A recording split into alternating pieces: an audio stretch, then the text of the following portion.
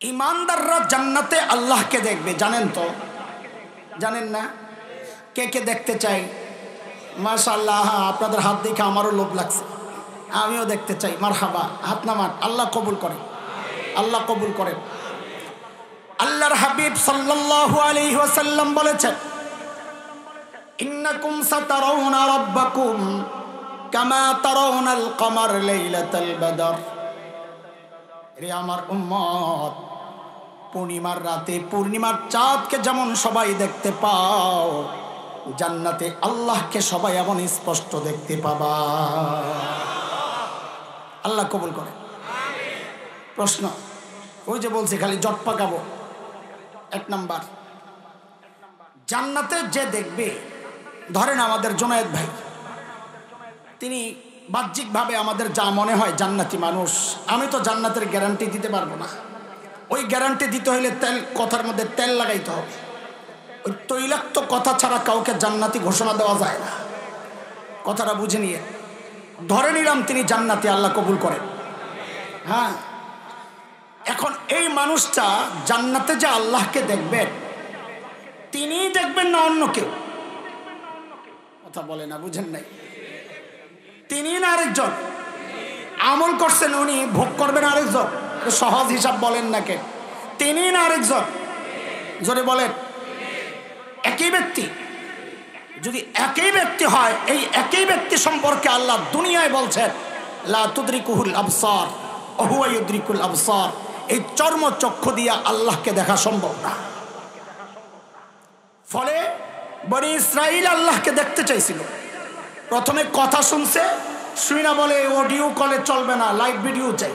আরিনাল্লাহ জাহরা, কি চাই? Live video, live video, আল্লাহর সরাসরি দেখতে চাই। বান্দ্রামি জায়গা বাঁচতে না, সরাসরি আমার দেখতে চাই। দিছে এক আওয়াজ, একদম শেষ। কেন? এই চর্মচক্ষু দিয়ে আল্লাহকে দেখার ক্ষমতা নাই মানুষের। তাইলে তো প্রশ্ন জাগবে, একই ব্যক্তি যদি হন, ওই ব্যক্তি দুনিয়ায় দেখতে পাচ্ছেন না, সেই মানুষটাই জান্নাতে কি করে আল্লাহকে দেখবেন? ওখানে শক্তি আসলো করতে। প্রশ্ন জাগে না জাগে না? বলে না, জাগলে তো জট পাকানো যাবে না। জাগে, জাগাইতে থাকে। তো জবাব, এই জবাবে আরো জট পাকাবে, আগের থেকেই বলেনি। জবাব হচ্ছে আল্লাহ তাআলা এই ব্যক্তির চোখের মধ্যে জান্নাতে এমন এক পাওয়ার দিয়ে দিবেন, যেই পাওয়ার দিয়ে আল্লাহকে দেখা তার পক্ষে সম্ভব হয়ে যাবে। হ্যাঁ, সুবহানাল্লাহ বলার সময় বুঝছেন, কথা কিন্তু শেষ হয় নাই। বইলেন মাঝে মাঝে সুবহানাল্লাহ, কিন্তু কথা শেষ হয় না, এটা মাথায় রেখে। ওই চোখের এত পাওয়ার আল্লাহ কেন দিবেন জান্নাতে?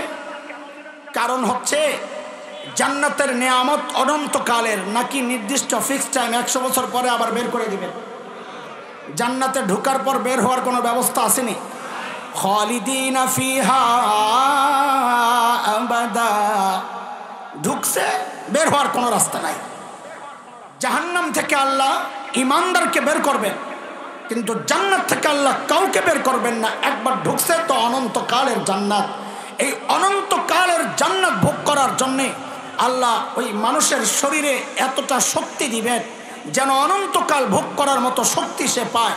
দুনিয়ার ওই শরীর যদি হয়, তো জান্নাতে 100 বছর নেয়ামত ভোগ করার পর ওই শরীরে পচন ধরবে, অনন্তকাল ভোগ করবে কেমনে? সেই জন্য আল্লাহ তাআলা জান্নাতের শরীরকে এমন বানায়া দিবেন, যেন আর জিন্দগিতে মরণ না আসে, পচন না আসে, নষ্ট না হয়, অসুখ না হয়, ক্ষুধা না লাগে। এমন শরীর বানায়া দিবেন যে শরীর আর কোনোদিন নষ্ট হবে না। ওই শরীরের চোখ দিয়ে আল্লাহকে দেখতে সে সক্ষম হবে। কথা কিন্তু শেষ হয় নাই হুজুর। তাইলে আল্লাহ তো জানেন দুনিয়ায় কারা কারা জান্নাতে যাবে, না জানেন না? অন্তত তাদেরকে দুনিয়ায় ওই চোখটা দিলে কি হতো? দুনিয়ায় একটু দেখতো আল্লাহ। হ্যাঁ, কথা বলে। ওই চোখটা থাকলে আল্লাহর একটু দেখতে পারতাম, আমার যিনি বানাইছেন তাকে একটু দেখতাম। কত বড় নেয়ামত এটা, বান্দার জন্য সবচেয়ে বড় নেয়ামত এটা, আল্লাহকে দেখা। কেন দিলেন না দুনিয়ায়? হিসাব মিলান। আমার সামনে 2টা প্যাকেট, এক প্যাকেটের ওজন 20 কেজি, আরেক প্যাকেটের ওজন 1 কেজি। দুইজনকে ডাকলাম, এই প্যাকেটগুলো নিয়ে যা। দৌড়াইয়া দুইজন আসছে, একজন 20 বছর বয়সী, আর একজন 5 বছর বয়সী। এখন আপনি বলেন এই 20 কেজির প্যাকেট কার কাঁধে চড়াবো? 5 বছর না 20 বছর? 1 কেজিটা কাকে দিব? 5 বছর। কেন? যার যার সামর্থ্য অনুযায়ী গাঠি। আল্লাহ তাআলা যদি দুনিয়ায় আমাদেরকে ওই রকম অনন্তকাল বাঁচার মতো শরীর দিতেন, তো আল্লাহ তাআলা আমাদের জন্য আমলও নির্ধারণ করতেন ওই রকম অনেক, যে এত অনেক আমল করো, কারণ ওই সামর্থ্য তোমার আছে। সামর্থ্য অনুযায়ী পটলা, সামর্থ্য অনুযায়ী বোঝা, তোমার শারীরিক সামর্থ্য যত, আমলও তত। এত আমল বান্দার জন্য মুশকিল হয়ে যেত। আল্লাহ দুনিয়ায় বানাইছেন হালকা, যে এই অল্প সময়ে তুমি আমল অল্প করো, আমি আমার রহমত দ্বারা অনন্তকাল ভোগ করার উপযুক্ত এই অল্প আমলকে বানায় দিব। কিন্তু এটা সরাসরি দিচ্ছেন না আল্লাহ তাআলা। রহমত পরে কাজ করবে, তার আগে আল্লাহ কিছু সিস্টেম করছেন। মনোযোগ, কি সিস্টেম করছেন? সিস্টেম হচ্ছে, বান্দা এই অল্প সময়ে অনন্তকালের নিয়ামত ভোগ করার জন্য অল্প সময়ে এত আমল তুমি কেমনে করবা? যাও, শুরুতেই একটা দয়া আমি করে দিলাম, কি মান জাআ বিল হাসানাহ ফালাহু আশরু আমসালিহা। বান্দা তুমি দুনিয়ায় নেকি আমল করবা একটা, আমি আমল নামায় উঠাইয়া দিব 10টা। যাও, কারণ ওখানে হিসাব মিলেইতে হবে। তাও তো মিলে না। যাও, দিয়ে দিলাম রমজান মাস। কি দিলাম? কি দিলাম? হযরতে আব্দুল্লাহ ইবনে ওমর, হযরতে সালমান ফারসি রাদিয়াল্লাহু আনহু, বাইহাকির রিওয়ায়াত, নবী আলাইহিস সালাম বলেন, মান আদ্দা ফীহি ফরিয়দা কানা কামান আদ্দা 70 ফরিয়দাতান ফীমা সিওয়া। আল্লাহু আকবার। রমজানে আমল করবে, ফরজ আমল করবে একটা, রোজা রাখবে একটা, আমি তার আমল নামায় উঠায়া দিব 70টা। বাড়াইতেছেন, খেয়াল করছেন? 70টা মানি 70টা না, 70টা মানি 700টা। বলেন 70 মানি কেন? আগের থেকে অটো সিস্টেম লেগেই আছে, যে আমল করবা একটা হয়ে যাবে কয়টা? ওটা তো অটো সিস্টেম করা আছে, ওইটা সিস্টেম করা আছে। যে কোনো আমল করলেই লেখা হয় 10টা। রোজার 70 গুণ না বাড়লেও 10 গুণ অটোমেটিকই বাড়তো। ওই 10-এর সাথে আরো 70 যোগ হইয়া এক একটা রোজা আমার আমল নামায় ঢুকতেছে কয়টা হইয়া? 700 হইয়া। সুবহানাল্লাহ। বলে তাও হয় নাই? বলে কবর তো হবে বলে মনে হয় না। আল্লাহ বলেন, যাও, আমি মসজিদুল হারাম দিয়ে দিলাম, যাও সেজদা দিবা একটা, আমি আমল নামায় উঠায়া দিব 1 লাখ। আল্লাহু আকবার। দেখছেন কারবার? হিসাব মিলতেছে।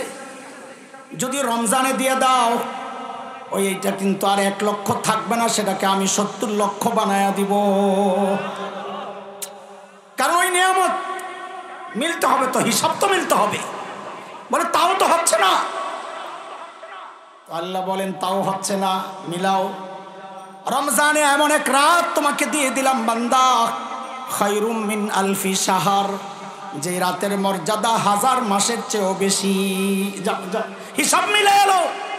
অনন্তকালের নিয়ামত ভোগ করার জন্য নিজেকে উপযুক্ত বানাও। 1000 মাসের চেয়েও বেশি, হিসাবটা একটু বলেন তো কত হইতে পারে?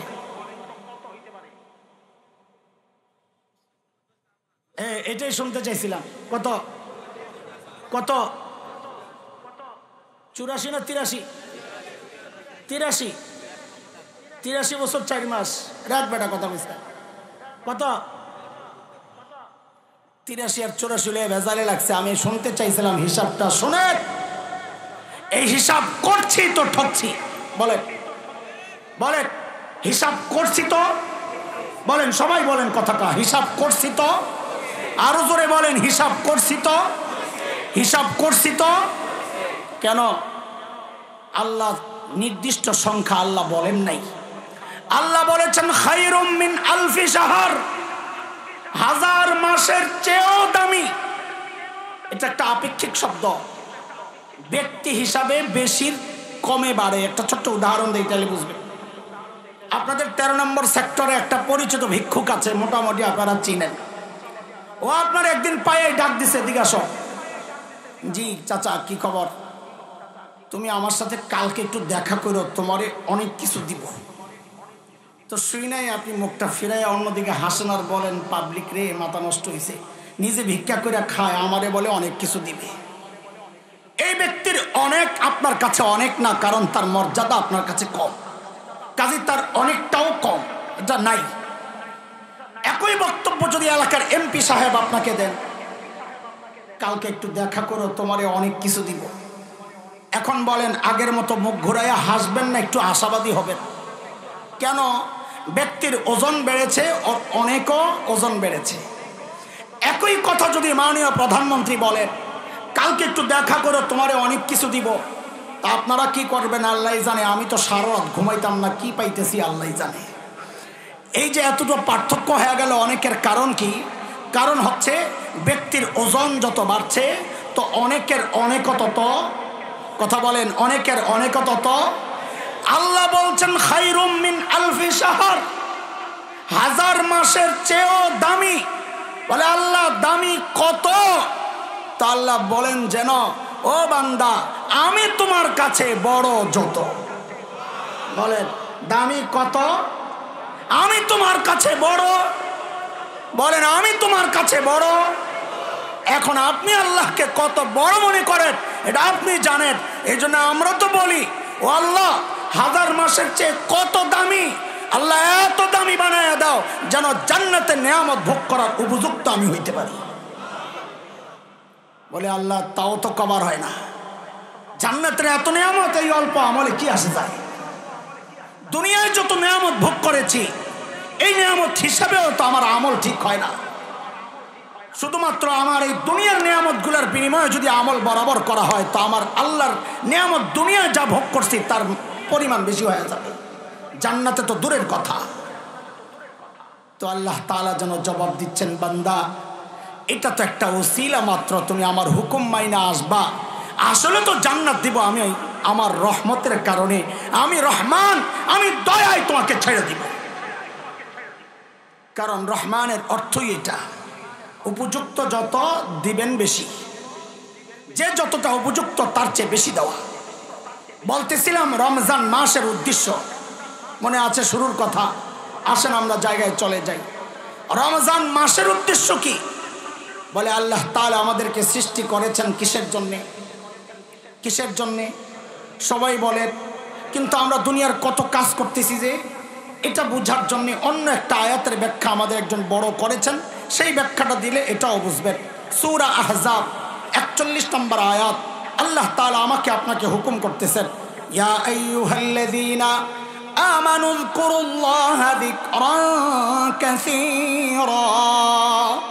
ও ঈমানদারেরা আল্লাহর জিকির করো বেশি বেশি। কত? বলেন কত?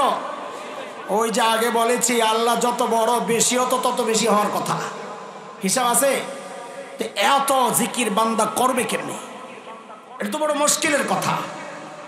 আমাদের শেখ হযরত মুফতি তাকি ওসমানী দামাত বারাকাতুহুমুল আলিয়া জবাবে ব্যাখ্যায় বলেছেন, বেশি বেশি জিকির বান্দা চাইলেই করতে পারবে না। এত বেশি আল্লাহ যাকে বেশি বলেছেন এত বেশি কেমনে করবে? সে অন্য কাজ করবে না? বলে বেশি বেশি জিকির করার একটা সহজ পদ্ধতি আছে, শেখা দরকার না আমাদের? বেশি বেশি জিকিরের একটা সহজ পদ্ধতি আছে। বলে কি সেটা? বলে সেটা হচ্ছে জীবনের দৈনন্দিন জীবনের যে রুটিন কাজগুলো আছে, যা না করলে নয়, খাওয়া ঘুমানো কাজ কারবার, এই সমস্ত কাজ যদি সুন্নত তরিকায় করি তো এটা সুন্নতের এক স্পেশাল পাওয়ার। সুন্নত আমার রুটিন কাজকে আমরা আরবিতে বলি আদত, সুন্নত আমার আদতকে ইবাদত বানায় দেবে। আমি কি কথাটা বুঝাইতে পারছি? খাওয়া একটা রুটিন কাজ, ওই খাওয়াটা আপনি সুন্নত তরিকায় খান না, খাওয়া আপনার রুটিন কাজ, আদত ছিল, সুন্নতের বরকতে আল্লাহ ওই আদতকে ইবাদত বানায় দিবে। রুটিন কাজ, ওই কাজটা আপনি সুন্নত তরিকায় করেন না, ঘুমাতে তো হবেই, সুন্নত তরিকায় ঘুমান না, তো আল্লাহ ওই সুন্নতের বরকতে আমার রুটিন কাজ আদতকে ইবাদত বানায় দিবে। বাজারে যাওয়া রুটিন কাজ, সুন্নত তরিকায় জান্নাত, ঘরে ঢোকা রুটিন কাজ, বের হওয়া রুটিন কাজ, বাচ্চাদেরকে আদর করা রুটিন কাজ, পানি পান করা রুটিন কাজ, কাপড় পরা রুটিন কাজ। আরে সব তো রুটিন কাজ। এই রুটিন কাজ আদতকে সুন্নতের লেবেল লাগায়া দেন, সুন্নতের পাওয়ার এটা, সুন্নত আদতকে ইবাদত বানায়া দিবে। বলতেছিলাম আল্লাহ তো আমাদেরকে বানাইছেন ইবাদতের জন্য। ইবাদত তো সবসময় করার কথা। আল্লাহ একটু সুযোগ দিয়েছেন, বান্দা সবসময় আসা লাগবে না, মাঝে মাঝে আইসা একটু কানেক্ট হয়ে যায় আমার সাথে, নামাজের মাধ্যমে, তিলাওয়াতের মাধ্যমে। রমজান মাস একটা মাস এসে যেন প্রতি বছর আমাদেরকে ডাক দিয়া যায়। 11 মাস তো কোন রকমে ইবাদত করছো, একটা মাস অন্তত তুমি তোমার আসল উদ্দেশ্যের দিকে ফেরত আসো, আসল উদ্দেশ্যের দিকে ফেরত আসো। আসল উদ্দেশ্য মানে ইবাদত। এই আসল উদ্দেশ্যের দিকে ফেরত আসাটা কিভাবে হবে একটা ছোট্ট উদাহরণ দিয়ে আপনাদেরকে বুঝাই। দেখেন, ছোটবেলায় আমরা লেখাপড়া করছি, একটু আধটু খেলাধুলাও তো করছি। সাদা দাড়িওয়ালা যারা আছেন বলেন, খেলছেন না খেলেন নাই? আরে শরমের কি আছে, তখন কি আপনি সাদা দাড়িওয়ালা ছিলেন নাকি? আমি কি মাওলানা হাসান জামিল ছিলাম নাকি? আমি তো ছিলাম হাসান্না, ছিলাম হাসান্না করে তো খেলছি, লেখাপড়াও করছি। এখনকার বাচ্চারাও খেলাধুলা করে, লেখাপড়াও করে। তো আমাদের সাথে এখনকার বাচ্চাদের পার্থক্যটা কি? পার্থক্য হচ্ছে আমরা করতাম লেখাপড়া, ফাঁকে ফাঁকে একটু খেলতাম। আর এখনকার বাচ্চারা চায় সারাদিন খেলবে, মোবাইল টিপবে, ফাঁক পাইলে পড়বে। কথা বুঝেন নাই? সাহাবায়ে কেরামের সাথে আমাদের মৌলিক পার্থক্যের পয়েন্ট এটা। রিদওয়ানুল্লাহি আলাইহিম আজমাইন। সাহাবায়ে কেরামও দুনিয়ার কাজ করেছেন না করেন নাই? বকরি চড়ান নাই, খেজুর বাগানের পরিচর্যা করেন নাই, ব্যবসা করেছেন, করেছেন, আখিরাতের কাজও করেছেন। আমরাও দুনিয়ার কাজ করি, এই যে আখিরাতের কাজও করছি। তো পার্থক্য কি সাহাবীদের সাথে আমাদের পার্থক্য কি? বলে মূল পয়েন্ট পার্থক্যের, সাহাবায়ে কেরাম করতেন আখিরাতের কাজ, ফাঁক পাইলে মাঝে মাঝে করতেন দুনিয়ার কাজ। আর আমরা করি তো দুনিয়ার কাজ, ফাঁক পাইলে একটু একটু মাঝে মাঝে করি আখিরাতের কাজ। কথা ঠিক? এবার বুঝেন, এই রমজানকে ইবাদতের মাস কেমনে বানাবো? একটা মাস অন্তত আল্লাহর সৃষ্টির মূল উদ্দেশ্যের দিকে ফেরত আসার জন্য রমজান আমাকে আহ্বান করছে। মানে কি, 11 মাস আমি চলেছি, করেছি দুনিয়ার কাজ, ফাঁকে ফাঁকে করেছি আখিরাতের কাজ। একটা মাস অন্তত এমন কাটাই আমি করব আখিরাতের কাজ, ফাঁকে ফাঁকে করব দুনিয়ার কাজ। এটা হচ্ছে রমজান মাসের উদ্দেশ্য। বুঝে আসছে কথা? আরে কথা বলেন, বুঝে আসছে কথা? তো রমজানের উদ্দেশ্য কি? সহজ কথায় বলেন, আল্লাহর সৃষ্টির মূল উদ্দেশ্যের দিকে ফেরত আসা। বলেন, আল্লাহর সৃষ্টির মূল উদ্দেশ্যের দিকে। এই জন্যে আল্লাহ তাআলা বোনাস দিচ্ছেন, কারণ বোনাস দিলে কাস্টমার বেশি আসে, তাই না? আরে বোনাস দিলে কাস্টমার ভিড় করে না? তা আল্লাহও বোনাস দিচ্ছেন বান্দাকে, যেন বান্দা ইবাদতে বেশি মনোযোগী হয়। এই আসো, ওরা দেয় কত 50%, হ্যাঁ, অথবা 20%, 30%, 40%, 60% দিল তো টানাটানি আর ছেঁড়াছেড়ি লেগে যায়। আল্লাহ দিচ্ছেন কত? 70% না মিয়া, 70 গুণ বেশি। 70% তো হইলে 1.7 হইতো একটা রোজা, কত 2.5 রোজার সমান হইতো 70%। 70 গুণ বেশি বোনাস। বান্দা তুই কর, খালি ইবাদত করবি, একটা ফরজ আমি আমল নামায় উঠায়া দিব 70টা। বলে নফল করলে তা আল্লাহ বলেন ফরজের সওয়াব আমল নামায় উঠায়া দিব। সুবহানাল্লাহ। এই তো গেল রোজার উদ্দেশ্য, রমজান মাসের উদ্দেশ্য। আরেকটা কথা রয়ে গেছে, সেটা আমি বলছি খুব সংক্ষেপে। সেটা হচ্ছে রোজার উদ্দেশ্য। একটা গেল রমজান মাসের উদ্দেশ্য। আমাকে একটু বলেন তো, রমজান মাসের উদ্দেশ্য কি? আল্লাহর সৃষ্টির মূল উদ্দেশ্যের দিকে ফেরত আসা। বুঝে আসছে না কথা? আল্লাহর সৃষ্টির মূল উদ্দেশ্যের দিকে ফেরত আসা, যেন আমি আমার সারা বছরের দুর্বলতাগুলো, সারা বছরের ত্রুটি বিচ্যুতিগুলো, এগুলো একটু আমি রিকভারি করতে পারি। আল্লাহ তাআলা একটা সুযোগ আমাকে করে দিয়েছেন যে যাও বেশি বেশি করো। তো আমি দেখেন, এই জন্যই নবী আলাইহিস সালাম বলেছেন, যে ব্যক্তি রমজানের পর 6টা শাওয়ালের রোজা রাখবে, মান সামা রমাজান সুম্মা আতবাহু সিত্তাম মিন শাওয়াল কানা কাসিয়ামিদ দাহর। শাওয়ালের 6 রোজা রাখলে নবী আলাইহিস সালাম বলেন সে যেন সারা বছর রোজা রাখে। কেন কেন কেন? কারণ রমজানের ওই 30 রোজা, এটা আপনি হিসাব লাগান, 10 গুণ করা যদি মিনিমাম বাড়ে তো কয়শো হয়? কয়শো হয়? 300। আর শাওয়ালের 6টা যদি 10 গুণ বাড়ে কত হয়? 60। 300 আর 60 মিলে কত হয়? 360। আরবিতে, বাংলা ইংরেজিতে যেমন 65, আরবিতে একটু কম। 360টা রোজা যেন রাখলো, মানে সে সারা বছর যেন রোজা রাখলো। আল্লাহ চাচ্ছেন আমি সারা বছরের ঘাটতিগুলো রমজানে কভার করি। তো রমজান মাসের উদ্দেশ্য হচ্ছে আল্লাহর যে মূল উদ্দেশ্য আমাকে সৃষ্টি করা, এই মূল উদ্দেশ্যের দিকে ফেরত আসা। আমরা প্রতিজ্ঞা করি এই মাসটাকে আমরা ইবাদতের মাস বানাবো ইনশাআল্লাহ। কিভাবে বানাবো আমি সেই কথা একটু শেষের দিকে আসবো ইনশাআল্লাহ। কিভাবে এই মাসকে আমরা ইবাদতের মাস বানাবো, আমরা কিছু কর্মসূচি দিয়ে দিব ইনশাআল্লাহ, সেটা একটু পরে আসছি। আরেকটা কথা বলে নেই, তারপরে শেষে ফিনিশিংয়ে বলবো এটা ইনশাআল্লাহ। অংশ আলোচনার রমজানের উদ্দেশ্য কি, রোজার উদ্দেশ্য কি? তো রোজার উদ্দেশ্য আমার বলার তো দরকার নেই। রোজার উদ্দেশ্য আল্লাহ নিজে বলেছেন সূরা বাকারার মধ্যে। আল্লাহ বলেন, ইয়া আইয়ুহাল্লাযীনা আমানু কুতিবা আলাইকুমুস সিয়াম কামা কুতিবা আলাল্লাযীনা মিন ক্বাবলিকুম লাআল্লাকুম তাত্তাকুন।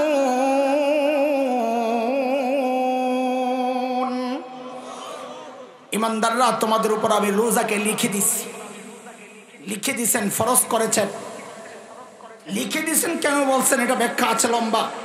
যে শুধু ফরজ অন্য আমলের মতো না, এটা একটু ব্যতিক্রম। এখানে শুধু না খেয়ে থাকার নাম রোজা না, চোখের হেফাজত করা, জবানের হেফাজত করা, কান, অঙ্গ প্রত্যঙ্গ সব কিছুর উপর রোজা ফরজ। এটা একটা ব্যাখ্যা, আমি ওদিকে যাব না, আমার অন্য কথা আছে। কেন রোজা ফরজ করেছি? তা আল্লাহ বলেন, লাআল্লাকুম তাত্তাকুন, যেন তোমরা গুনাহ ছাড়তে অভ্যস্ত হও। মুত্তাকি হয়ে যাও মানে কি? গুনাহ ছাড়তে অভ্যস্ত হও। রোজা রাখলে মানুষ গুনাহ ছাড়তে অভ্যস্ত কেমনে হয়, এটা একটু বুঝবো আমরা অল্প সময়ের জন্য। দেখেন, সাধারণত যে কোনো মানুষ গুনাহ যখন করে, 2টা ভাবনা তাকে উৎসাহিত করে। যুবকরা যারা আছো সবাই একটু খেয়াল করে মনোযোগ দিয়ে শোনো। বয়সটা গুনাহ করার, আমাদের বুড়ারা তো গেছে পার করে এক সময়। আমরা এই কথাগুলো একটু ভালো করে শুনি। প্রত্যেকটা মানুষকে গুনাহ করতে কয়টা ভাবনা উৎসাহিত করে বলেন? সবাই বলেন কয়টা? 1 নাম্বার, যখন সে একা হয়, একাকিত্ব, এই ভাবনা মানুষকে গুনাহ করতে উৎসাহিত করে। এই ভাবনার বিরুদ্ধে আল্লাহ জবাব দিচ্ছেন, ওহুয়া মাআকুম আইনামা কুনতুম। বান্দা, তুমি একা নিজেকে ভাবছো, কারণ কি? তুমি একা নও। তুমি যেখানেই থাকো না কেন, আমি আল্লাহ তোমার সাথে আছি। তুমি একা করতে কি? 2 নাম্বার ভাবনা, যে ভাবনা মানুষকে গুনাহ করতে উৎসাহিত করে, সেটা হচ্ছে আমাকে কেউ দেখছে না তো, আমাকে কেউ দেখছে না তো। আপনি দেখেন, মানুষ যখন একা একা হয়, নির্জনতা পায়, তখন তাকে গুনাহ করতে উৎসাহিত করে এই 2টা ভাবনা। আমি তো একা, আমাকে কেউ দেখছে না তো। এই কেউ দেখছে না তো, এই ভাবনার বিরুদ্ধে আল্লাহ জবাব দিচ্ছেন, আলাম ইয়ালাম বিআন্নাল্লাহা ইয়ারা। ও জানে না আমি ওর দিকে তাকায় আছি, দেখছে না মানে দুনিয়ার কেউ না দেখলেও তো আমি দেখতেছি। এই জন্যে যে কোনো মানুষ, আমরা আমাদের কথা বলছি, বিশেষ করে যুবকদেরকে বলছি, আমার ভাই, আমার কলিজার টুকরা সন্তানেরা, গুনাহ যদি করতে মনে চায়, দিল আর দিমাগের মধ্যে যদি এই ভাবনাটা ঢুকানো যায় যে আমাকে একজন দেখছেন, একটু বলেন তো জোরে সরে, তিনি কে? আরো জোরে বলতে হবে। কথা সহি, কিন্তু জবাব আমরা এটা দিব না। এজন্য বলাইছি আগে আপনাদেরকে দিয়া, আমরা জবাব এইটা দিব না। আল্লাহ দেখছেন এই কথা বলবো না। আমরা এখন থেকে বলবো, যদি জিজ্ঞেস করা হয় আমরা যখন গুনাহ করি আমাদেরকে কে দেখতেছেন, তো বলবেন আপনারা আমাদেরকে দেখছেন রব্বে করিম। বলেন, আমার সাথে বলেন, সবাই বলেন। এটা মুখস্থ, এই শব্দটার সাথে আমরা অনেকটা অপরিচিত, অনেকে অপরিচিত। এজন্য বেশি বেশি বলেন, আমার রবের একটা চমৎকার গুণবাচক নাম করিম। এই শব্দের সাথে আমরা অপরিচিত কেন থাকব? বলেন সবাই, আমরা যখন গুনাহ করি আমাদেরকে কে দেখতে থাকেন? কে দেখতে থাকেন? দুইটা কথা, তিনি দেখতে থাকেন আর ডাকতে থাকেন। বলেন এইবার দুইটা মিলাইয়া একসাথে বলবেন, আমরা যখন গুনাহ করতে আগাই আমাদেরকে কে দেখতে থাকেন আর কি করতে থাকেন? দেখতে থাকেন আর সবাই বলেন, সবাই বলেন, মুখস্থ করেন, দেখতে থাকেন আর কে কে কে কে? রব্বে কারীম। আমি এটা কেন বলছি? কারণ কোরআন যে আয়াতে এই প্রসঙ্গটা এনেছে সূরা ইনফিতারে, সেই আয়াতে আল্লাহ নিজের পরিচয় আল্লাহ বলেন নাই, আল্লাহ বলেছেন রব্বে কারীম। ওই ডাক দেওয়ার সময় আল্লাহ নিজের পরিচয় কি দিছেন? রব্বে কারীম। যেমন আপনারা শুনেন, আল্লাহ বলছেন আমি আপনি যখন গুনাহ করি, মানুষ যখন গুনাহ করে, তো আল্লাহ পেছন থেকে এই বলে বলে ডাকতে থাকেন কি, ইয়া আইয়ুহাল ইনসান মা গররাকা বিরাব্বিকাল কারীম। ও মানুষ, ওই কারীম রবের ব্যাপারে তোমাকে কে ধোঁকায় ফেলে? এই ডাকটা আমি বললাম খুব স্বাভাবিকভাবেই আপনারা নিলেন, কারণ এই ডাকটার ওজন কত এটা আমাদের দিল দিমাগে ঢুকে নাই, বসে নাই। এটা বসার জন্যে কারীম কাকে বলে এটা একটু বুঝি, তাইলে ডাকটার ওজনটা কত এটা বুঝে আসবে। কারীম কাকে বলে? আরবিতে কারীম বলা হয় ওই দাতাকে, খেয়াল করি, কারীম বলা হয় ওই দাতাকে যিনি না চাইতেই দেন। বলেন কারীম কাকে বলে? বলেন সবাই, কারীম কাকে বলে? এই চোখটা আল্লাহর কাছ থেকে চায়া পাইছি না, না চায়া? কানটা, জিভটা, আচ্ছা একবারে জবাব দেন তো, কোনটা চায়া পাইছি? কোনটা বলেন না? কোনটা?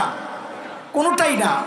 যেই দাতা না চাইতেই আমাকে এত কিছু দিছেন, সেই দাতাকে আরবিতে কি বলে? বলেন, রব বলার দরকার নাই, কি বলে? কারীম বলে। কি বলে?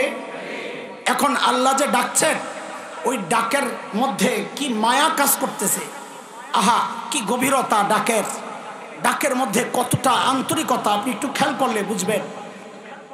এটা বোঝার জন্য একটা উদাহরণ আগে বুঝে আসতে হবে, তাইলে ডাকটার ওজনটা আরো বুঝে আসবে।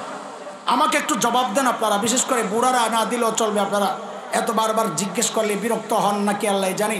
জুয়ানরা কথা বইল আমার সাথে, যারা ছোট্ট আছো, আল্লাহ ছাড়া, রসুল বাদে, আল্লাহ রসুল ছাড়া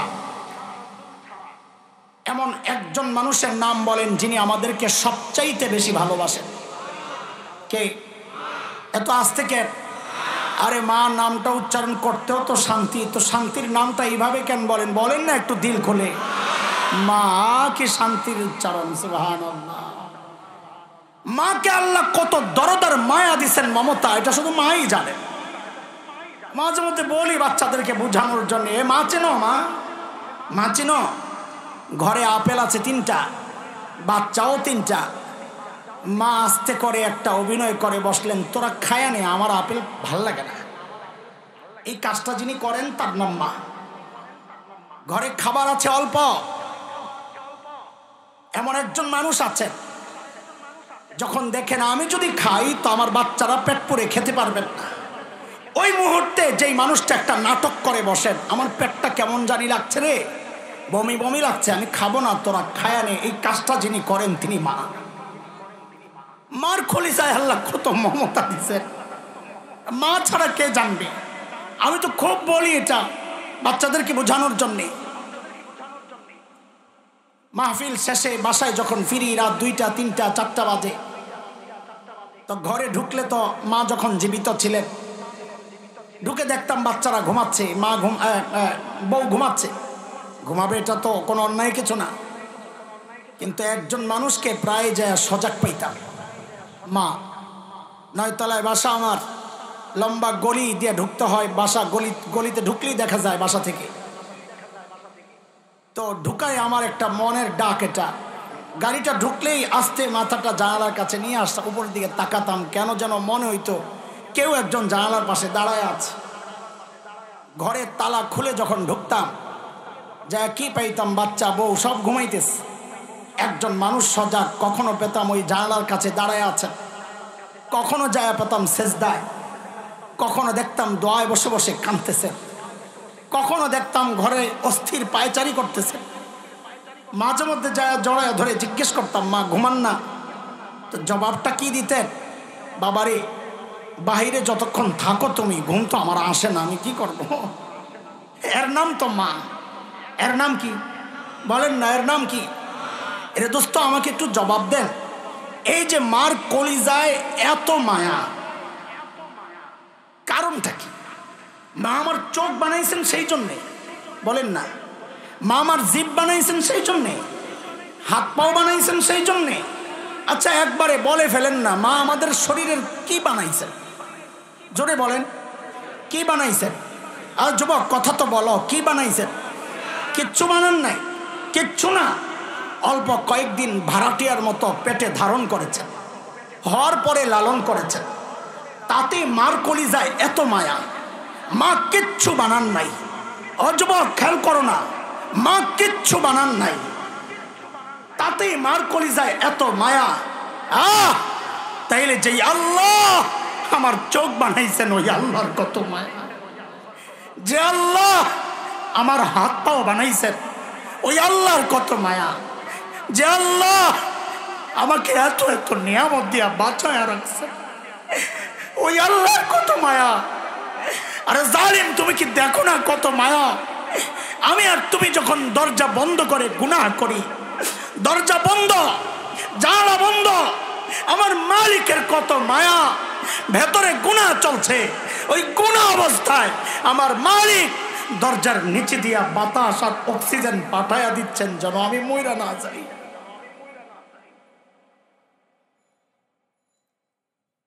এবার মালিকের ওই ডাকটা একটু বুঝতে থাকেন। আমি আপনি যখন গুনার দিকে পা বাড়াই তো মালিক পেছন থেকে ডাকতে থাকেন এই কথাগুলো মনে করায়া দিয়া দিয়া, ইয়া আইয়ুহাল ইনসান মা গররাকা বিরাব্বিকাল কারীম।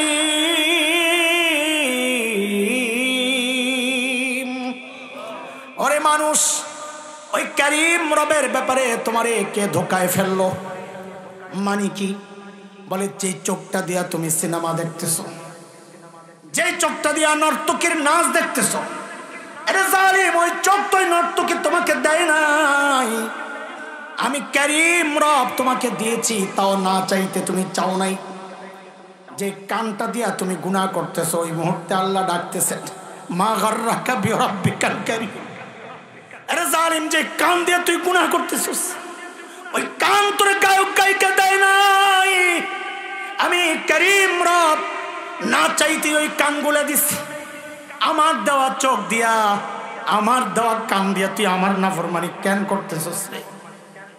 তুই তোর মা বাবার সামনে গুনাহ করস না, তুই তোর শ্বশুর শাশুড়ির সামনে গুনাহ করস না, তুই তোর সন্তানের সামনেও গুনাহ করস না, ওদের সামনে তুই গুনাহ করস না। ওরা তাকায় থাকলে তুই গুনাহ করতে লজ্জা পাস, অথচ ওরা কেউ তোকে অঙ্গগুলা দেয় নাই, কেউ তোকে বাঁচায় রাখে নাই। আমি কারীম রব, আমি বলতেছি এই চোখটা আমি দিছি রে বান্দা, এই কানটা আমি দিছি রে বান্দা। আমি বলতেছি আমি তাকায়া তাকায়া তোকে ডাকতেছি, অথচ তুই গুনাহ ছাড়স না। কিরে কি হয়ে গেল বান্দা? তোর কাছে আমার দাম বুঝে তোর মা বাবার চেয়ে কমে গেছে। আরে আমার দাম বুঝে তোর কাছে তোর সন্তানের চেয়েও কমে গেল রে বান্দা। ওই চোখ তো তোর সন্তান দেয় নাই, অথচ সন্তানের সামনে তুই গুনাহ করস না।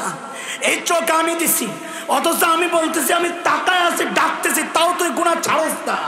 মা গররাকা বিরাব্বিকাল কারীম আল্লাযী খালাকাকা ফাসাওয়াকা ফাআদালাক ফি আই সূরাতিন মা শাআ রাক্কাবাক। এর জালিম, তোর মতো সুন্দর করে আমি কাউরে বানাই নাই রে। দেখ কি সুন্দর ধরে চোখ লাগাইয়া দিছি, তুই যখন ঘুমায়া যাস এই চোখগুলো অনিরাপদ হয়ে যায়। আমি আল্লাহ নিজ দায়িত্বে একটা শাটার লাগাইয়া দিই যেন চোখটি নিরাপদ থাকে। তুই যখন রাস্তায় চলস চোখের মধ্যে ধুলা পড়ে, আমি আল্লাহ একটু পানি বাইর করা উপরে একটা ঝাড়ু লাগাইয়া দিছি। দেখ দেখ ওই ঝাড়ু দিয়ে ওই চোখটারে আমি পরিষ্কার করে দেই, আর পরিষ্কার করার পর সেই চোখ দিয়ে তুই আবার আমার নাফরমানি করস রে বান্দা। মা গর্রাকা মা গর্রাকা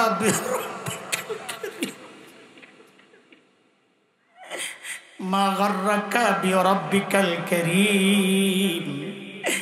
ওই করিম রবের ব্যাপারে তোরে কেড়ে ধোকায় ফেললো, কার কাছ থেকে তুই কি পায়া তুই করিম রব ভুলে গেলি। এরে দোস্ত, এই অনুভূতিটা যদি দিল আর দিমাগের মধ্যে ঢুকানো যায়, আমাকে কে দেখতেছে? আবার আল্লাহ। বলেন, ঠিক করে বলেন, বলেন কে দেখতেছেন? কারণ ওইটা বললেই ওই পেছনের প্রসঙ্গ আসবে টান দিলে। আল্লাহ বললে ওই প্রসঙ্গ তো আসছে না। তো ঠিক করে বলেন, আমাদেরকে কে দেখতেছেন? রব্বে করিম। আর কি করতেছেন? সবাই বলেন না, কি করতেছেন? ডাকতেছেন। কসম করে বলছি, দায়িত্ব নিয়ে বলছি, এই অনুভূতিটাকে যদি দিল আর দিমাগে জায়গা দেওয়া যায়, ওই মানুষ গুনাহ করতে পারবে না, ইনশাআল্লাহ পারবে না। প্রতি মুহূর্তে সে আল্লাহর ডাক শুনবে। আরে আমি কই যাচ্ছি, আল্লাহ ডাকতেছে, আমার করিম রব ডাকতেছেন। যে হাত দিয়ে গুনাহ করতে চাচ্ছি, ওই হাতটা যে করিম রব দিয়েছেন, না চাইতে না চাইতে ওই করিম রব ডাকতেছেন, আমার দেওয়া জিনিস দিয়ে তুই আমার নাফরমানি করতেছিস বান্দা। রমজান আমাদেরকে ওই প্র্যাকটিসটাই করায়। এবার খেয়াল করে, রোজার উদ্দেশ্য আমি যেন মুত্তাকি হয়ে যাই, গুনাহ ছাড়তে অভ্যস্ত হই। বলে রোজার মাধ্যমে প্র্যাকটিস কেমনে হয়? খুব খেয়াল করেন, সূক্ষ্ম ব্যাপার। একজন মানুষ, বহু এমন মানুষ পাওয়া যাবে সমাজে যারা রোজা রাখে কিন্তু নামাজ পড়ে না। পাওয়া যায় না? যায় না? যায় না? যায় না? রোজা রাখে, সুদ ঘুষ চালায়া যাচ্ছে। যায় না? যায় না? আছে, সমাজে আছে। কথা বলেন, আছে। কিন্তু এই অপরাধীটাও যদি রোজা রাখে, সে গোপনে কিন্তু পানি খায় না। খায়? বলেন খায়? গোপনে কিছু খায়, ক্ষুধা লাগলে কিছু খায়। কেন খায় না? কারণ সে জানে দুনিয়ার কেউ না দেখলেও আমাকে আমার আল্লাহ দেখতেছে। ওই অনুভূতিটাই তাকে এই খাওয়া থেকে বিরত রাখে। প্রতি মুহূর্তে সে ওইটাই চিন্তা করে। প্রতি মুহূর্তে কিন্তু তার পিপাসা লাগছে, প্রতি মুহূর্তেই পানি খেতে মন চাচ্ছে, প্রতি মুহূর্তেই ক্ষুধার যন্ত্রণায় সে কষ্ট পাচ্ছে, প্রতি মুহূর্তেই তার খেতে মন চাচ্ছে। কিন্তু ওই খানার কাছে গিয়ে সে নিজেকে রুখে, পানির কাছে গিয়ে সে নিজেকে রুখে। কেন? যেই আল্লাহর জন্য আমি রোজা রাখছি, ওই আল্লাহ তো দেখতেছেন কেউ না দেখলেও। এই অনুভূতিটাই রমজান রোজার মাধ্যমে আমাদের প্র্যাকটিসটা হয়। আল্লাহ চাচ্ছেন আমি যেন ওই প্র্যাকটিসটা রমজানে চালাই। রমজানে চালাইলে কি হবে? হাকিমুল উম্মত মুজাদ্দিদে মিল্লাত হযরত মাওলানা আশরাফ আলী থানভী রহমতুল্লাহ আলাইহি বলেছেন, সঠিক পন্থায় রমজানে কোনো কাজ যদি মানুষ নিজের অভ্যাস বানায়, আল্লাহ তাআলা রমজানের বরকতে সারা বছর ওই কাজটা করার তৌফিক তাকে দিয়ে দেন। এখন রমজানে আল্লাহ দেখতেছেন এই কারণে খায় না, আল্লাহ দেখতেছেন এই কারণে পান করে না। এই যে প্র্যাকটিসটা, আল্লাহ বলেন এটা যেন অব্যাহত থাকে সারা বছর। কারণ আমি তোমাকে জান্নাত দেওয়ার জন্য বানাইছি, জাহান্নামে ফালাইতে বানাই নাই। এই প্র্যাকটিসটা যদি তুমি সারা বছর করো, তো আল্লাহ অন্য আয়াতে সুসংবাদ জানায়া দিচ্ছেন, ও আম্মা মান খাফা মাকামা রাব্বিহি ওয়া নাহান নাফসা আনিল হাওয়া ফাইন্নাল জান্নাতা হিয়াল মাওয়া। আল্লাহ বলেন গুনাহ, আল্লাহর সামনে দাঁড়াইতে হবে এই ভয়ে যদি কেউ গুনাহ থেকে নিজেকে বাঁচায়। এটাই তাকওয়া। তাকওয়ার অর্থ এটা, আল্লাহর ভয়ে গুনাহ থেকে বেঁচে থাকা। আল্লাহ বলেন তার একমাত্র ঠিকানা হবে জান্নাত। সুবহানাল্লাহ। কিন্তু আমাদের রোজা আমাদেরকে পরহেজগার কেন বানায় না? আমাদের রোজা আমাদেরকে পরহেজগার মুত্তাকি কেন বানায় না? কেন আমি যেই সেই রয়ে যাচ্ছি? রোজা আসছে বারবার, রমজান আমার উপর দিয়ে কত বছর গেল, আমাদের তো মুত্তাকি হওয়ার কথা, হচ্ছি না কেন? হচ্ছি না কেন? কারণ হচ্ছে ওই হাদিস একটা শোনাইছি শুরুতে, হযরতে আবু হুরায়রার বর্ণনা, বুখারীর হাদিস। নবী আলাইহিস সালাম বলেছেন, মান লাম ইয়াদা কাওলাজ জুর ওয়াল আমাল বিহি লাইসা লিল্লাহি হাজা আন ইয়াদা তাআমাহু ওয়া শারাবাহু। যে রোজা রেখে মিথ্যা বলা ছাড়তে পারে নাই, রোজা রেখে মিথ্যার উপর চলা ছাড়তে পারে নাই, সবটাকে মিলাইলে সার কথা যেটা বের হয়, রোজা রাখছে গুনাহ ছাড়তে পারে নাই, তো আল্লাহ তাআলা বলেন, নবী আলাইহিস সালাম বলেন, লাইসা লিল্লাহি হাজা আইয়াদা তাআমাহু ওয়া শারাবা, সে না খায়া থাকার মধ্যে আল্লাহর কোনো প্রয়োজন নাই, এই রোজার কোনো মূল্য আল্লাহর কাছে নাই। আমি ছোট্ট একটা উদাহরণ দিয়ে শেষ করছি আমার কথা। আমার ছোট্ট একটা মেয়ে আছে, ওকে নিয়ে আমার অনেক উদাহরণ মাথায়। এই পারিবারিক জীবনে যা ঘটে এগুলো আমাদের কথার উদাহরণ হয়, তৈরি হয়, এগুলা খেয়াল করি আর কি। তো ও এখন তো বড় হয়ে গেছে, 8-9 বছর। যখন একেবারে ছোট, বাবার পাশে বসে বসে ভাত খায়, একটু একটু দিই, একটু শাক খায়, একটু মাছ খায়। তো একদিন ছোট মাছ রান্না করছে। এটা খুব খেয়াল করা বিষয়টা, কথাটা। আমি ওকে মাছ দিচ্ছি না। কেন দিচ্ছি না বলেন না, জোরে বলেন, সবাই বলেন তো। না মাছ ওর জন্য ক্ষতিকর ছিল না স্বাস্থ্যকর? এই মাছটা বাচ্চার জন্য উপকারী না স্বাস্থ্যকর? এখন যে আমাদের বাচ্চারা সব ফার্মের বাচ্চা হয়ে আছে, কারণটা কি? ওই ছোট মাছ খায় না, শাকসবজি খায় না, খালি বার্গার, গোশত, মুরগি না হইলে বাচ্চারা খাবে না। এই সমস্যা, এই গজব কি খালি আমার ঘরে না আশেপাশেও আছে? কথা বলেন না আপনারা? আমার ঘরে তো পিচ্ছি পোলা মানে যে শাকসব খাইতে চায় না, ছোট মাছ খাইতে চায়। মাছ দেখলে তো কেয়ামত, মার সাথে যাইয়া খালি পাক ঘরে প্রচুর প্রচুর করে, কে কি হয়েছে তোর মা আসে, বলে যে মাছ কেন রান্না করলাম, এসে খালি আমার খোঁচাইতে।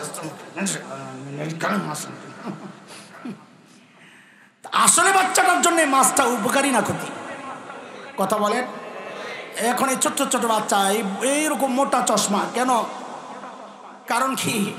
কারণ হইলো ওই যে মোবাইল, আর হইলে শাক না খাওয়া, আর এই ছোট ছোট মাছ না খাওয়া। বাচ্চারা শুনতেছো কথা?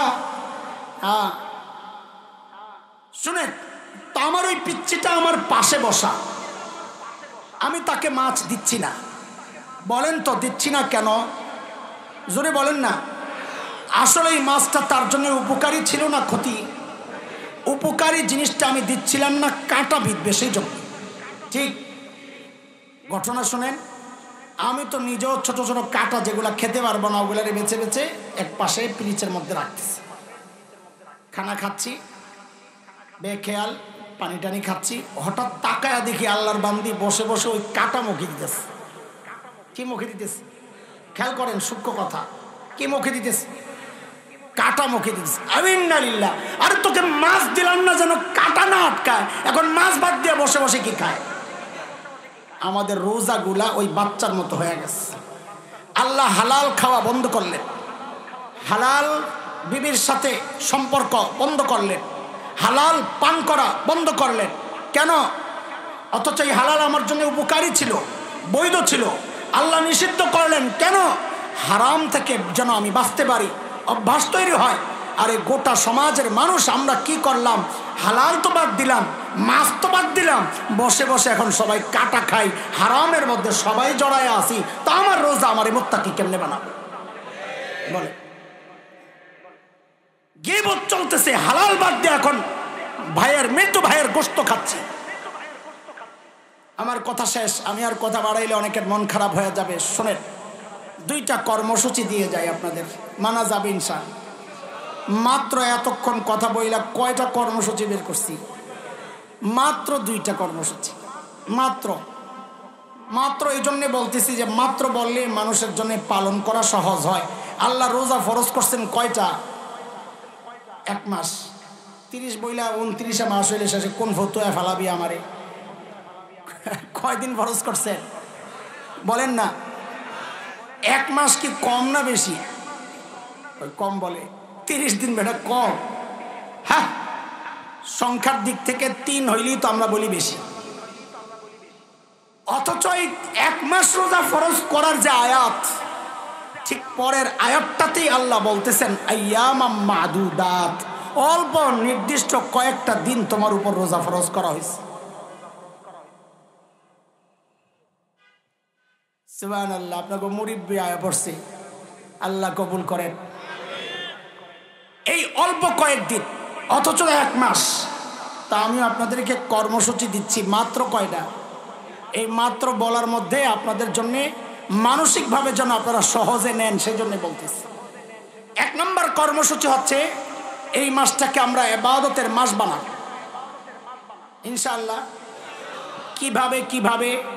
ইবাদতের মাস বানাবো কিভাবে, যে পুরা মাসের একটা নতুন রুটিন আমি তৈরি করব ইনশাআল্লাহ। যুবকরা খেয়াল করো, কি তৈরি করব বলেন, কি তৈরি করব? একটা রুটিন তৈরি করব ইনশাআল্লাহ। ইনশাআল্লাহ রুটিন তৈরি করার পদ্ধতিটা শিখাইয়া দিচ্ছি। আমি আমার বছরের সারা বছরের দৈনন্দিন জীবনের যে অভ্যাসটা আমার, আমি তো জানি আমি কি কি করি, কি কি ছাড়ি, কিভাবে আমার জীবন কাটে।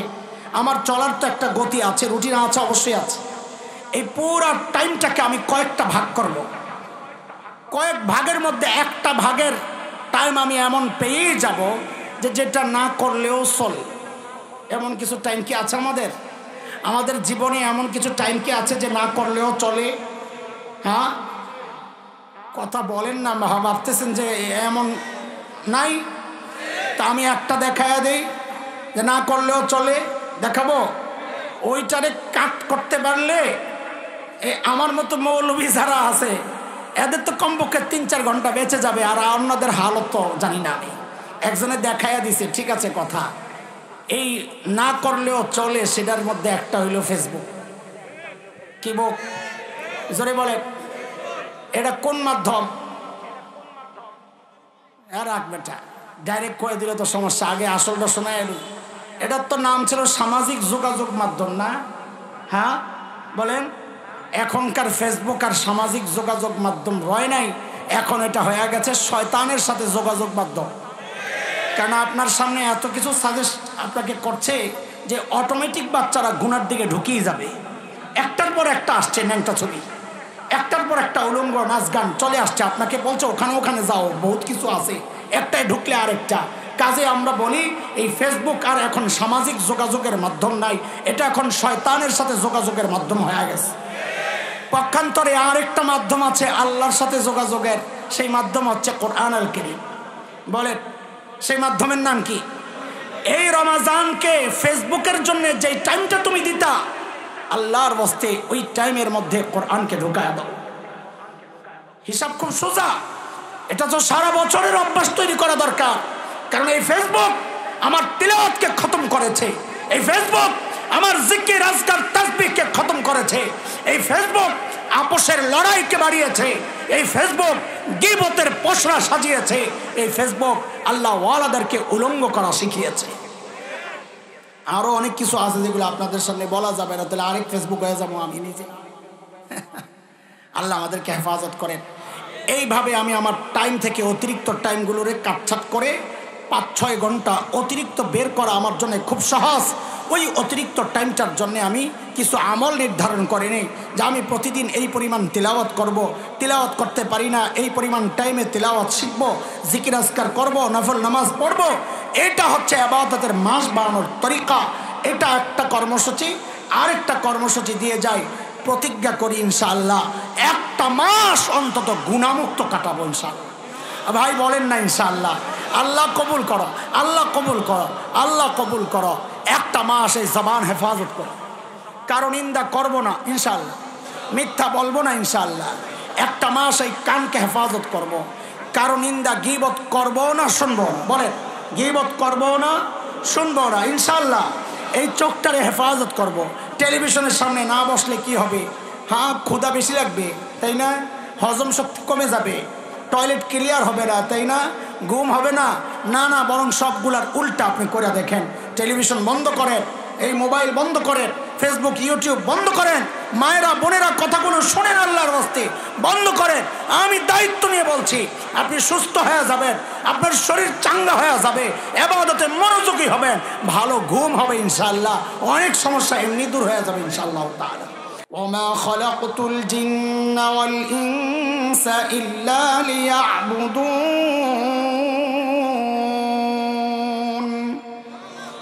আমি জিন এবং মানুষকে শুধুমাত্র আমার ইবাদতের জন্য সৃষ্টি করেছি। প্রশ্ন আসবে,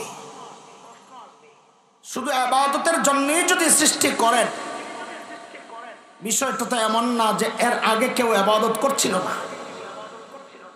ইবাদত তো চলছিল, ফেরেশতারা আল্লাহর ইবাদত করত, ইবাদত চলছিল। যার কারণে আল্লাহ যখন ফেরেশতাদের সামনে নিজের ইচ্ছা প্রকাশ করলেন যে আমি আমার ইবাদত করনেওয়ালা, আমার হুকুম দুনিয়ায় প্রতিষ্ঠিত করবে এমন কাউকে পাঠাতে চাই, মানুষ বানাতে চাই, তখন ফেরেশতারা আল্লাহর এই কথা শুনে আল্লাহকে একটা কথা জিজ্ঞেস করেছিলেন। অভিযোগ না, আপত্তি না, প্রশ্নই আসে না, জানতে চাওয়া। কোরআনে আসছে সূরা বাকারায় আল্লাহ বলেন, وَإِذْ قَالَ رَبُّكَ لِلْمَلَائِكَةِ إِنِّي جَاعِلٌ فِي الْأَرْضِ خَلِيفَةً قَالُوا أَتَجْعَلُ فِيهَا مَن يُفْسِدُ فِيهَا وَيَسْفِكُ الدِّمَاءَ وَنَحْنُ نُسَبِّحُ بِحَمْدِكَ وَنُقَدِّسُ لَكَ قَالَ إِنِّي أَعْلَمُ مَا لَا تَعْلَمُونَ।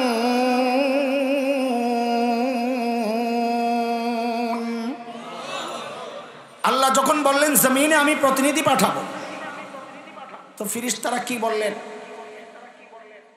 আতাজআলু ফিহা মান ইউফসিদু ফিহা ওয়া ইয়াসফিকু দিমা, আপনি এমন কাউকে সৃষ্টি করবেন যারা জমিনে বিশৃঙ্খলা সৃষ্টি করবে, রক্তারক্তি করবে, মারামারি কাটাকাটি করবে। ইবাদত যদি মাকসাদ হয় আপনার উদ্দেশ্য, নাহনু নুসাব্বিহু বিহামদিকা ওয়া নুকদ্দিসু লাক, আমরাই তো আপনার ইবাদত করতেছি, তাসবিহ পড়ি, তাকদিস করি, দুইটা শব্দ। তাসবিহ বলা হয় জবানে আল্লাহর পবিত্রতা বর্ণনা করাকে, তাকদিস বলা হয় অন্তরে তা বিশ্বাস করাকে। তো ফেরেশতারা বলছে এই কাজ তো আমরাই করছি, নতুন করে এমন কাউকে কেন সৃষ্টি করবে যারা ইবাদত হয়তো করবে কিন্তু মারামারি কাটাকাটি ফিতনা ফাসাদও তো করবে। এটা জানতে চাচ্ছেন, এটা অভিযোগ না, এটা মাথায় রাখা। তো আল্লাহ তাআলা জবাবে বলেছেন ইন্নী আ'লামু মা লা তা'লামুন, আমি যা জানি তোমরা তা জানো না। সেই ফেরেশতাদের না জানা বিষয়টা কি? কি আল্লাহ জানতেন যা ফেরেশতারা জানে না? মুফাসসিরিনরা তো অনেক ব্যাখ্যা দিয়েছেন, এটাও একটা, যে তোমরা ইবাদত করো ঠিক, কিন্তু তোমাদের ইবাদতের মূল্য নাই আমার কাছে। কেন? কারণ তোমরা প্রতিপক্ষকে পরাজিত করে আবার হুকুম তো মানো না। প্রতিপক্ষ ছাড়া জয়, এই জয়ের কোনো মূল্য নাই। আমি এমন কাউকে সৃষ্টি করব যারা প্রতিপক্ষকে পরাজিত করে আমার হুকুম মানবে। সেই সৃষ্টি হচ্ছে মানুষ, যারা প্রতিনিয়ত শয়তান এবং নফসের এই শত্রুর মোকাবেলা করে করে আল্লাহর হুকুম মানে। প্রতিপক্ষ না থাকলে জয়ের কোনো দাম নাই। যাদের গুনাহ করার সামর্থ্যই নাই, ফেরেশতাদের গুনাহ করা, আল্লাহর হুকুম অমান্য করার শক্তিই ছিল না, ইবাদত না করার কোনো সুযোগই তাদের নাই। সূরা তাহরিম 6 নম্বর আয়াত, ফেরেশতাদের সম্পর্কে আল্লাহ বলেছেন লা ইয়াসুনাল্লাহ মা আমারহুম ওয়া ইয়াফআলুনা মা ইউমারুন, আল্লাহর হুকুম অমান্য করার সাধ্য ফেরেশতাদের নাই। আল্লাহ যা হুকুম করেন তারা মানতে বাধ্য। এই ইবাদতের কোনো মূল্য আল্লাহর কাছে নেই। কেন? ছোটবেলায় গল্প শুনেছিলাম, সেটাই আপনাদেরকে একটু শোনায়া দিই। দুই আল্লাহর বান্দা মারামারি লাগছে। একজন জন্ম থেকে অন্ধ, জন্মান্ধ, জন্ম থেকেই দেখে না। আরেকটা জন্ম থেকে পা নাই, দুই পা নাই, প্রতিবন্ধী। দুইটাই লাগছে খুব মারামারি। তো অন্ধ যে, সে বলতেছে তুই যে আমার সাথে খালি লেগে থাকস, আমাকে তো আল্লাহ ভালো কিছু গুণ দিছে, এটা তো একটু স্বীকার কর। তো ওই প্রতিবন্ধী পা ছাড়া যে লেংড়া, সে বলে কি কানা মিনাল কাফিরিন, বেটা তোর মধ্যে আবার ভালো কি রে বেটা, তুই কানার গোষ্ঠী কানা। তো অন্ধ ব্যক্তি বলে কি, দেখেন সে কিন্তু জন্ম থেকেই দেখে না, এটা মাথায় রাখা লাগবে। বলে কি আমার একটা গুণ বড় ভালো। বলে কি? বলে আমি কোনোদিন হারাম জায়গায় তাকাই নাই।